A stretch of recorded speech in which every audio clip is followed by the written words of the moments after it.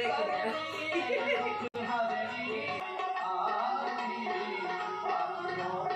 आगे आगे खड़ा है शांति में कौन दिखे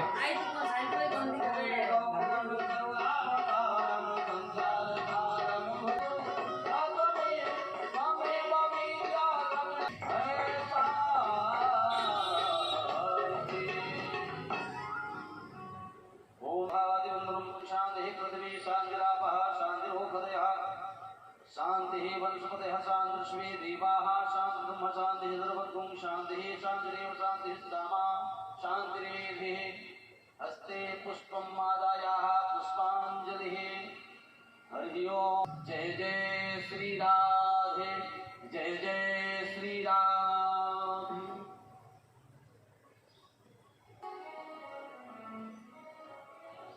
जय गुरुदेव।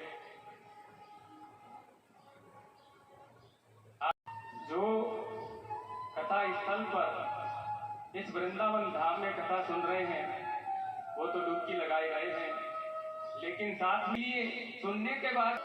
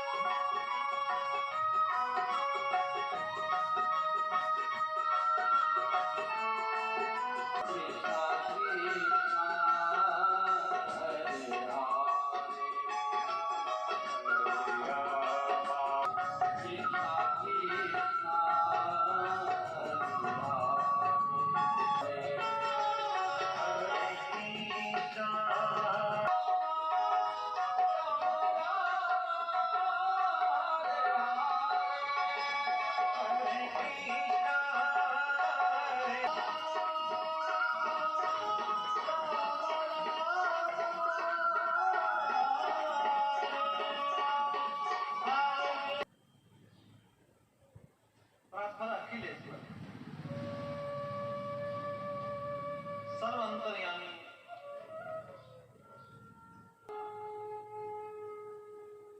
भगवान श्री हरि श्री राधा माधव मुकुंद की वांग्मय प्रतिमूर्ति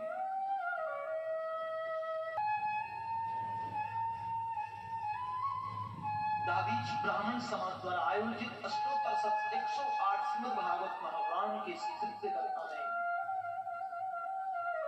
प्रवेश करते हैं। आज की मूल कथा में हम प्रवेश करें उससे पहले इस नगर के जो आराध्य देव हैं उनके चरणों में वंदन करते हुए साथ में इस कथा के जो मूल व्यास है भगवान सुखदेव के चरणों में वंदन करते हुए संग में आप सभी की आस्था प्रामाणिक मानस 1000 विषय को ये दिव्य कथा श्रवण करा रहे हैं। दूसरी ओर सुखदेव भगवान राजा परीक्षित को कथा सुनाने के लिए तैयार होते हैं। वो परीक्षित जिसको 7 दिवस मृत्यु का साथ लग गया, भयभीत हो गए, परीक्षित विचलित हो गए,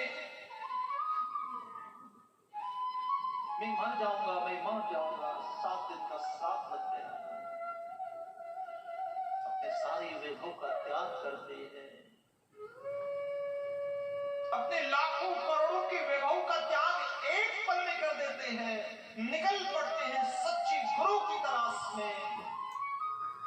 गंगा के किनारे आसन लगाकर बैठ ही जाते हैं। उत्कंठा प्रचंड होती है, पुण्य परिपाक होते हैं।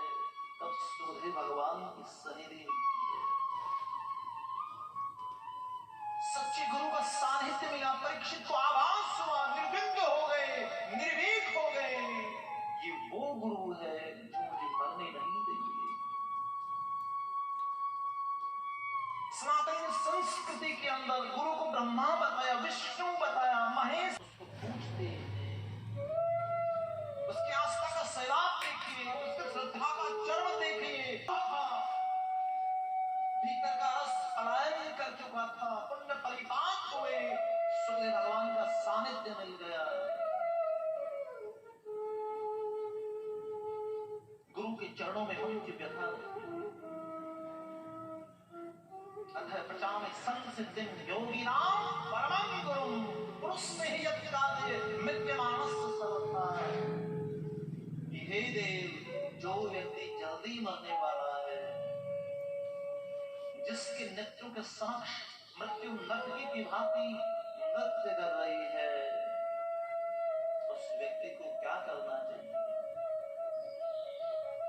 और यहीं से श्रीमद्भागवत महापुराण में सुख परीक्षित संवादावत होता है।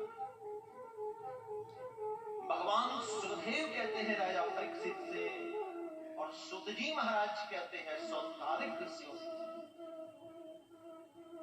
भगवान सुखदेव कहते हैं कि देखो राजन, ये जो प्रश्न तुमने किया है अपने लिए नहीं किया है, ये संपूर्ण मानव समाज के कल्याण का प्रश्न है कि जल्दी मरने वाले व्यक्ति को क्या करना चाहिए।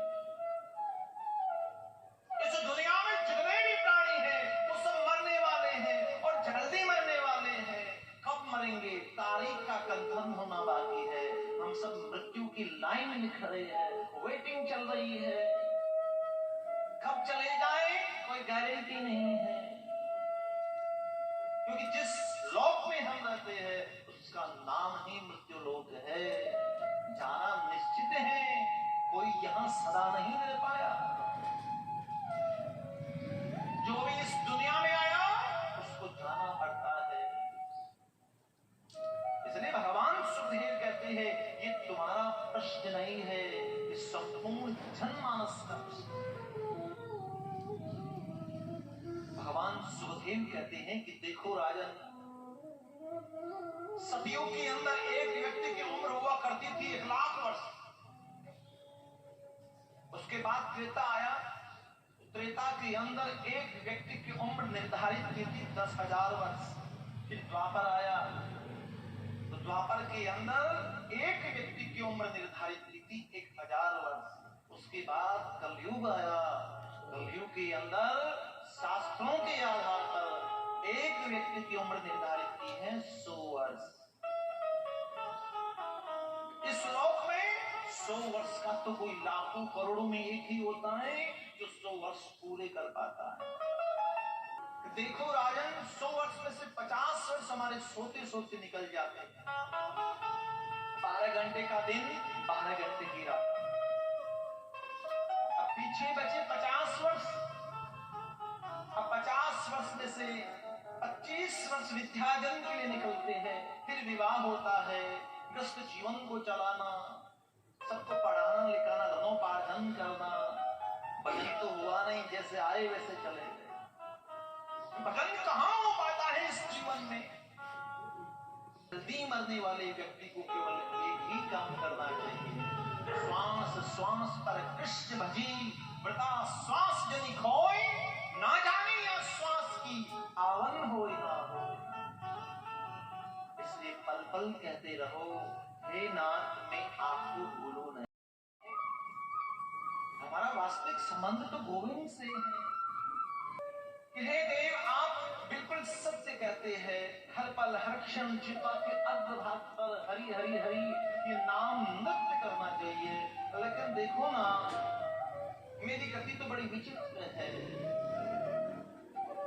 मैं जैसा ही भजन करने बैठता हूँ, माला लेके बैठता हूँ, सोचता हूँ कि आज 5 पाठ पूजा करूंगा, स्तवन करूंगा, प्रदक्षिणा करूंगा, भगवान भजन में लगता नहीं,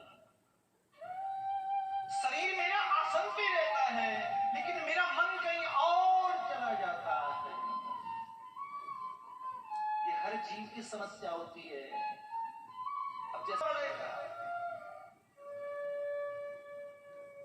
इसलिए राजा परीक्षित कहते हैं कि मन,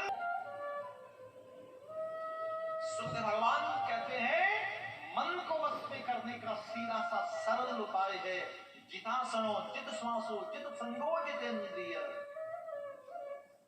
मन को वश में करना है, मन को जीतना है तो संग को जीतना चाहिए। ऐसे व्यक्ति का संग नहीं करना चाहिए। आप तो उसे कहे कि भैया कथा सुनने चले, वहां कथा हो रही है, 108 ब्राह्मण आए हुए हैं, वहां पे क्या रखा है, कथा में इधर ही बेटी इधर ही ताश खेलते हैं। व्यक्ति के अंदर गुण और दोष संग से आते हैं, इसलिए होता है उसका संग करना चाहिए। जिता सणो जित श्वासो जित संगो जितेंद्रिय। भगवान सुखदेव कहते हैं मन को वश में करना है तो ब्रह्म मुहूर्त में जागरण करना चाहिए। श्रीमद् भागवत महापुराण ब्रह्म मुहूर्त में जागरण की बात कहती है। ब्रह्म मुहूर्त में जागरण होना चाहिए और ब्रह्म मुहूर्त में उठकर स्नान करना चाहिए। और शास्त्रों के आधार पर स्नान भी 3 प्रकार के बताए गए। जो ब्रह्म मुहूर्त में स्नान करते हैं उसको ऋषि स्नान कहते हैं, जो सूर्योदय से पहले स्नान करते हैं उसे मनुष्य स्नान कहते हैं, और जो सूर्य की साक्षी में स्नान करते हैं उसे राक्षस स्नान कहते हैं। प्यार से क्या बोलना पड़ेगा? अब इन तीनों में से आप कौन से नंबर का करते हो कंफर्म करके कल बता देना हो। तो बड़ी सुंदर सी बात है। तो ब्रह्म मुहूर्त में स्नान करना है, ऋषि स्नान करना है, फिर भगवान की पूजन करनी है। ये सृष्टि के आरंभ में क्या था? ये भागवत के आरंभ की बातें बता रही। और भागवत का आरंभ मानवीय इतिहास का आरंभ है। हम जो मनुष्य बने बैठे हैं, हमारे जीवन की जो यात्रा है वो किस लोक से आरंभ हुई है, ये भागवत के आरंभ में बताया जाता है। इसलिए परीक्षित पूछते हैं सृष्टि के आरंभ में क्या था। भगवान सुखदेव कहते हैं कि सृष्टि के आरंभ में कुछ भी नहीं था। न जरायुष था, न उद्भिज था, न अंडस था, न जंगम था, कुछ भी नहीं था। केवल और केवल एक परब्रह्म। उस परब्रह्म के मन में विचार आया कि मैं तो एक हूं, एक से अनेक हो जाऊं। उस परब्रह्म ने इतना विचार किया कि मैं एक हूं, एक से अनेक हो जाऊं। नार का निर्माण कर दिया। संस्कृत में जल को नार कहते हैं। और उस परब्रह्म ने शेषनाग के द्वारा अयन बनाया। संस्कृत में मकान को अयन कहते हैं। नार का निर्माण किया, अयन बनाया, तो उस परब्रह्म का नाम नारायण पड़ गया। विचार किया कि मैं एक से अनेक हो जाऊं। इतना सोचना हुआ, उनकी नाभि से कमल तंतु निकला। उस कमल तंतु से 4 मुख वाला एक प्राणी निकला। भगवान अंतर्ध्यान हो गए। वो 4 मुख वाला प्राणी 10 दिशाओं में देखने लगे। मैं कौन हूं, मैं कहां से आया, मुझे क्या करना, मुझे कहां जाना। तो भगवान ने आकाशवाणी की और आकाशवाणी में 2 शब्द सुनाई दिए। एक है तय और दूसरा है तय, यानी तपस्या करोगे तो पता लगेगा कि तुम कहां से आए और कौन हो। भगवान सुखदेव कहते हैं वो 4 मुख वाले प्राणी हजारों करोड़ों वर्षों तक तपस्या में लीन रहे। तपस्या करते रहे। भगवान नारायण उनकी तपस्या से प्रसन्न हो गए। प्रकट हुए भगवान, हाथ पकड़ा और कहने लगे आज से सारी सृष्टि के मालिक हम आपको बनाते हैं। तुम्हारा नाम विधाता रखते हैं, तुम्हारा नाम ब्रह्मा होगा। विधाता ब्रह्मा कहने लगे कि हे देव, इतनी बड़ी सृष्टि का मालिक आप मुझ अकेले को बना दें? कहीं मेरे मन में अहम आ गया, कहीं मेरे मन में अहंकार आ गया तो मैं क्या करूंगा? देखो अहंकार तो आ ही जाता है, थोड़ा धन आता ना, संपत्ति आती है तो अहंकार तो आ ही जाता है। इसलिए विधाता ब्रह्मा कहते हैं कि हे देव, कहीं मेरे मन में अहंकार आ गया तो मैं क्या करूंगा? तब भगवान नारायण कहते हैं कि हे ब्रह्मा, तुम्हारे पास अहंकार नहीं आए इसका भी उपाय। भगवान नारायण ने चतुश्लोकी भागवत का ज्ञान करा दिया। और इसका मनन करते रहना, तुम्हारे पास अहंकार भटकेगा भी नहीं। भगवान अंतर्ध्यान हो गए।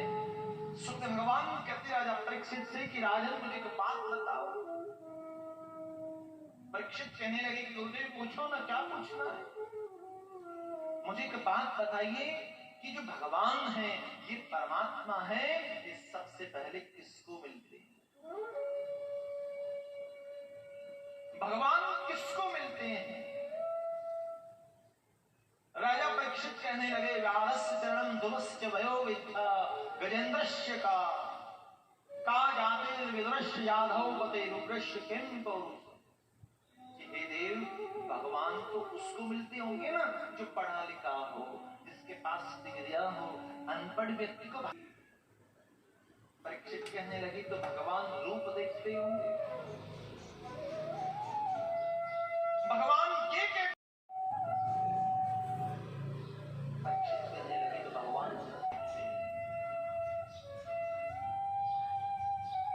परीक्षित कहने लगे तो भगवान बिरादरी देखते हो? बिरादरी नहीं देखते, भगवान देखते हैं तो केवल और केवल भाव देखते हैं, भक्ति देखते हैं। प्यार से बोलो राधे राधे।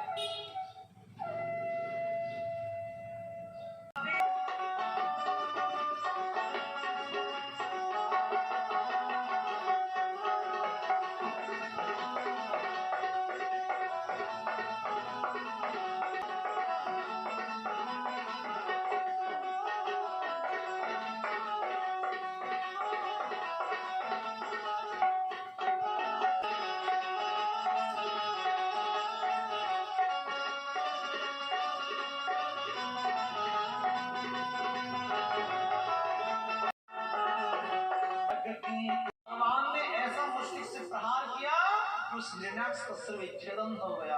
बोले भगवान की। भगवान सुखदेव के भगवान ने हिरण्याक्ष का तो वध कर दिया, लेकिन इधर पृथ्वी के मन में अहंकार रूपी हिरण्याक्ष ने जन्म ले लिया।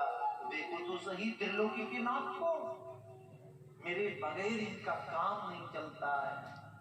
मेरे गोविंद को अहंकार अच्छा नहीं लगता।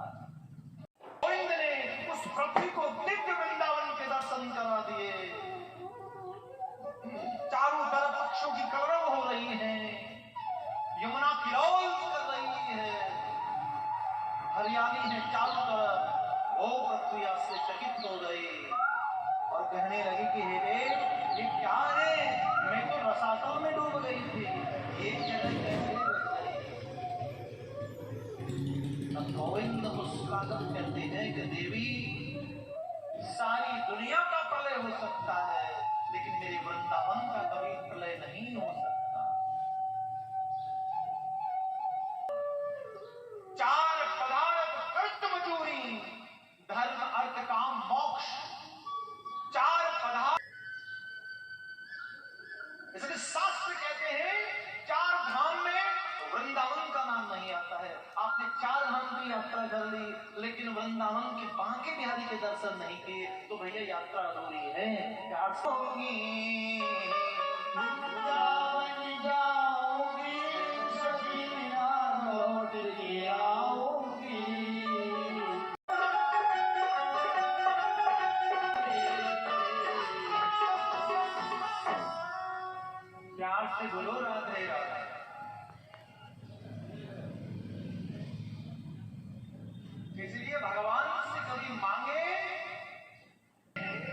लाडली जी बुलाती है और तीनों में से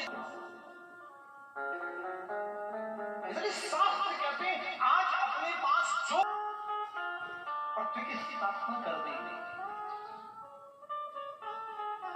ब्रह्मा को आदेश कर दिया कि आप सृष्टि का विस्तार करें, लेकिन ब्रह्मा के सामने एक विचित्र समस्या है। कोई भी पुत्र होते हैं वो संन्यास शास्त्र को ग्रहण कर लेते हैं,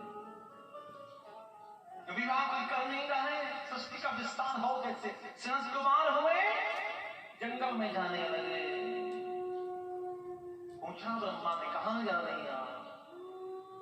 बोले हम साधना करने के लिए जा रहे हैं। बोले नहीं, पहले विवाह करो उसके बाद साधना करना। बोले विवाह कब करते? बोले लंबे होते हैं, बड़े होते तब विवाह होता है। तो सनत कुमारों ने कहा आज से हम बड़े दिखेंगे नहीं। सनत कुमारों ने अपनी आयु पर से लगा दिया। दिखने में तो वो छोटे से 5 वर्ष के बालक से लगते हैं, लेकिन उनकी उम्र हजारों करोड़ों वर्ष। ब्रह्मा चिंतातुर हो गए। दूसरे पुत्र हुए कदम से जंगल में जाने लगे। तो ब्रह्मा ने टोक दिया, कहां जा रही हैं? बोले हम साधु बनेंगे, हम संन्यास आश्रम को ग्रहण करेंगे। बोले बेटा बाद में कर लेना, पहले विवाह करो, सृष्टि का विस्तार करो। बोले हमें नहीं करना है, हम संन्यास आश्रम को ग्रहण करेंगे। कदम ऋषि साधना करने के लिए चले गए। जंगल में बैठे बैठे साधना कर रहे हैं, तपस्या कर रहे हैं। कई वर्ष बीत गए तपस्या करते करते। शरीर जटाओं में वर्णित हो गया, जिन्न सिन्न बन गया शरीर। सांझ के समय में नित्र को लेकर दम ऋषि के विचार करने लगे। देखो तो सही दुनिया के लोगों को सांझ के समय में लोग अपनी पत्नी का हाथ पकड़कर विचरण करते हैं और हम बूढ़े महात्मा जंगल में पड़े होते हैं। हमारा भी विवाह होना चाहिए, हमारी भी शादी होनी चाहिए। भगवान सुखदेव कहते हैं कि इस बार कर्दम ऋषि ने संकल्प ले लिया कि हमारा विवाह होना चाहिए। शास्त्र कहते हैं साधना करने में, भजन करने में कोई सांसारिक कामना भी मन में आ जाती है तो भी भगवान उसको पूरा कर देते हैं। तपस्या करते रहे, साधना करते रहे। अचानक भगवान नारायण चतुर्भुज रूप में उनके समक्ष प्रकट हो गए। हड़बड़ा गए कदम ऋषि। जो झांकी मेरे हृदय के अंदर थी वो कहां चली गई? भगवान कहां अंतर्धान हो गए? और जैसे ही हड़बड़ाए, नेत्र खुले तो भगवान नारायण समक्ष खड़े। भगवान नारायण कहने लगे मांगो कदम, तुम्हें क्या चाहिए? मांगो तुम्हें क्या चाहिए? अब विवाह के लिए तब किया था, लेकिन भगवान से कैसे कहे कि हमने विवाह के लिए तब किया? शर्म लगने लगी। कहने लगे नहीं नहीं बस ऐसे ही, बस हम तो ऐसे आपके दर्शन की कामना थी, इसलिए थोड़ी बहुत भजन करने लगे। बोले नहीं तुम मांगो। संकोच कर रही है, शर्म लग रही है, कैसे कहे उन्हें विवाह के लिए तब किया। तो भगवान कहने लगे तुम्हें कुछ नहीं चाहिए? बोले जी मुझे कुछ नहीं चाहिए। अच्छा तो मेरा काम करोगे? बोले आदेश करिए। बोले स्वयं वो मनु है, उनकी पत्नी शत्रुपा है, उनकी एक बेटी है देवहूति, उसके साथ हम आपकी रिश्ते की बात पक्की करके आ रहे हैं, मना मत कर देना। इस बात को सुनते ही चरणों में गिर पड़े कर्दम ऋषि। हे देव, अब मैं आपसे क्या छिपाऊं? मैं सत्य कहता हूं, वास्तव में मैंने विवाह के लिए तब किया था, लेकिन आपकी झांकी के दर्शन करने के बाद अब कोई कामना नहीं है, कुछ मांगने का मन नहीं करता है, इच्छाओं का सहन हो चुका है। भगवान कहने लगे नहीं नहीं आपको विवाह तो करना पड़ेगा, हमारी बात चली जाएगी। भगवान सुखदेव कहते राजा परीक्षित से भगवान कोई सगाई करके थोड़ी आए थे, उनके मन की ले रहे। कर्दम ऋषि कहने लगी कि हे देव, चलो मैं आपकी बात मान लूंगा, मैं विवाह कर लूंगा, मेरी भी एक शर्त है, पुत्र के रूप में आपको आना पड़ेगा और प्रथम पुत्र के रूप में संन्यास का व्रत ग्रहण कर लेंगे। भगवान ने कहा मंजूर है, आप तैयारी करिए। इधर भगवान नारायण ने स्वयं को मनों को इशारा कर दिया, कर्दम ऋषि आ रहे हैं विवाह करने। ब्रह्मा को पता लगा देवहूति का विवाह कर्दम ऋषि के साथ होने वाला है। दौड़े दौड़े पहुंचे देवहूति के पास और कहने लगे कि बेटी, तो मन में कभी ये मत सोचना कि वो इसी जिसके साथ मेरा विवाह होने वाला है वो घास उसकी झोपड़ी में रहता है, उसके रहने का ठिकाना नहीं, खाने का पता नहीं, ये बात अपने मन में मत ला। देवी तुम अनभिज्ञ हो, तुम जानती नहीं हो, कहीं कदाचित तुमने उस ऋषि के साथ विवाह कर लिया, तुम परमात्मा की मां कहला रही। उस ऋषि के पास अमोघता है, सुकृति प्रदान कर दी, भगवान सुखदेव कहते हैं आज कर्दम ऋषि अपनी कुटिया में बैठे हैं। स्वयं मनो, शत्रुपा और देवहूति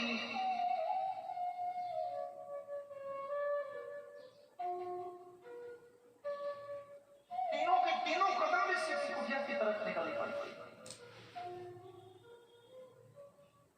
तीनों कुटिया में प्रवेश करने वाले। अब आगे की कथा सुनाए उससे पहले अपने इस आयोजन में कुछ पाराशर नारायण जी समता आंदोलन के राष्ट्रीय अध्यक्ष हैं। समाज सेवा के लिए सदैव तत्पर रहने वाले पाराशर नारायण जी धर्मा का आयोजन समिति के हमारे सदस्य देवीदत्त जी, विश्वनाथ जी, डॉक्टर पवन जी, नागेश, मनमोहन जी,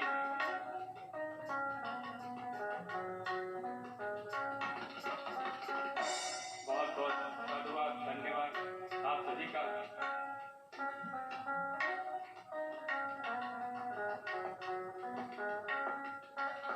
बहुत बहुत धन्यवाद डी.एन. शर्मा साहब और लखोटिया साहब का कि आप कार्यक्रम में पधारे और हमारे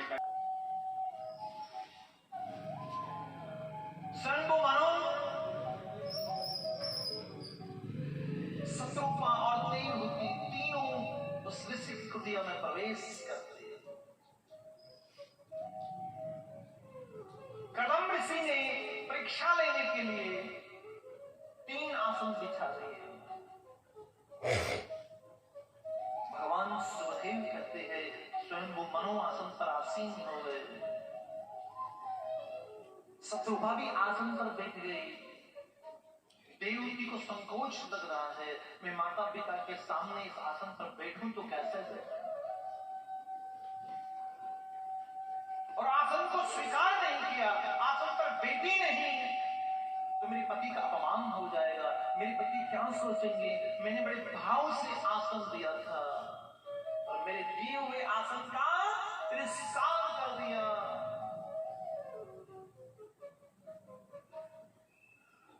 देवहूति दाया हाथ निकाल कर आसन पर रख देती है।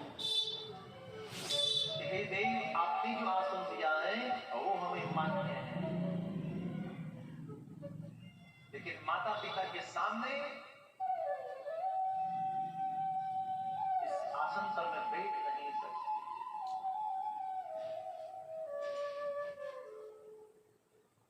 कर्दम ऋषि प्रसन्न हो गए। ये मेरी होने वाली धर्मपत्नी है, इसके पास कितनी मर्यादा है, कितनी अनुशासित है। विवाह संपन्न हुआ। कर्दम ऋषि देवहूति को लेकर अपने कुटिया के भीतर प्रवेश करते हैं। देवहूति उस दृश्य को देखती है, आश्चर्यचकित हो जाती है। भगवान सुखदेव कहते हैं राजा परीक्षित से, नीचे कहीं सांप दौड़ रहे, 50 बिल बने हुए, यही रहते। नजर उठाकर ऊपर देखा तो 50 घोंसले बने हुए हैं।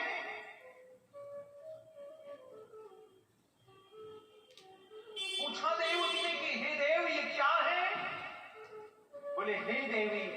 पक्षी भी इस कुटिया को अपना समझते हैं, इसलिए ये भी सपरिवार यही रहते हैं। देवती ने कहा कि नीचे सांप और बिच्छू रहते हैं, ऊपर पक्षी रहते हैं, तो आप कहां रहते हैं? कर्दम ऋषि कहने लगे कि देवी, वो कोने में 8 बाई 8 का जो आसन लगा है वो भी मेरा घर है। देवी तुम एक काम करो ना, जैसा तुम्हें अच्छा लगे वैसे इस कुटिया को सजाओ संवारो, मैं थोड़ा मेरे गोविंद को याद कर लेता हूं।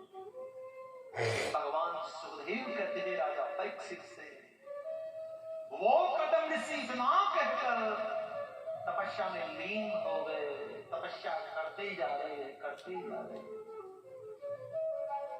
इधर देवहूति पल पल प्रतीक्षा कर रही है कि मेरे पति का भजन पूरा होगा, मेरा कृष्ण जीवन आरंभ होगा। आज 35 वर्ष हो गए और विश्राम करके सूर्य का भजन चल रहा है। वो देवहूति पल पल प्रतीक्षा करती, जिस दिन मेरे पति का भजन पूरा होगा उस दिन से मेरा कृष्ण जीवन आरंभ होगा। इतने वर्षों के बाद कदम ऋषि अपने नेत्रों के साक्षी चिन्ह से महिला को देखती है और उससे पूछती है, देवी तुम्हारा परिचय क्या है? कथा सुनाते सुनाते सुखदेव भगवान के नेत्र में प्रेम की अश्रु झलक पड़े।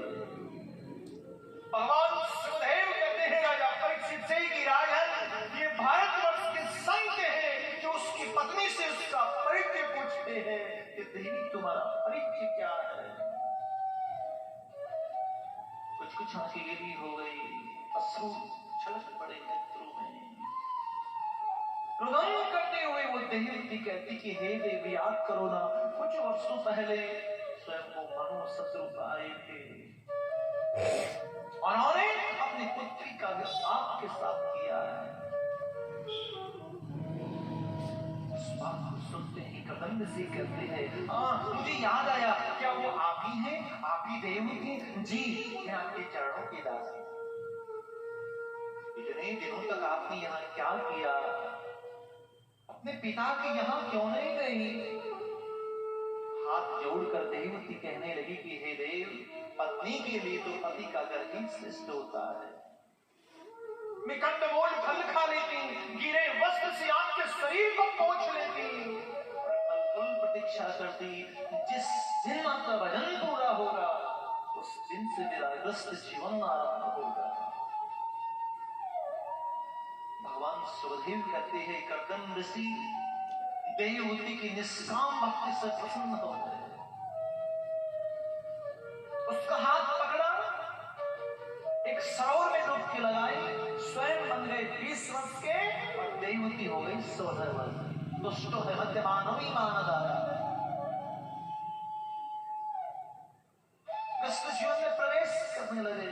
भगवान सुखदेव कहते हैं, कदम ऋषि की कथनानुसार प्रथम पुत्र के होते ही संन्यास शासन को ग्रहण करूंगा, ऐसा उन्होंने बताया था। पुत्र हुआ नहीं, 9 पुत्रों की जमात आ गई, मानो घर में नव दुर्गा आ गई। आनंद आकार और विनोद देकर भगवान सुखदेव कहते हैं, कदम ऋषि ने ऐसी कोई छोटी मोटी पुत्री पैदा नहीं की, अनसुईया पैदा कर दी। और जिस अनसुईया के यहाँ ब्रह्मा विष्णु महेश परीक्षा लेने के लिए आए थे, दूध में बच्चे बना दिए गए। जहां विष्णु की विराटता खो गई, चतुरानंद का चातुर्य कौन हो गया, लुप्त हो गया, ऐसी अनसुईया पैदा कर दी। विचार करने लगे कदम ऋषि कि हे गोविंद, किस प्रपंच में मुझे फंसा दिया। 10वीं संतान होने वाली है। भगवान सुखदेव कहते हैं, 10वीं संतान के रूप में भगवान नारायण कपिल के रूप में अवतार लेकर प्रकट होते। बोले कपिल भगवान की।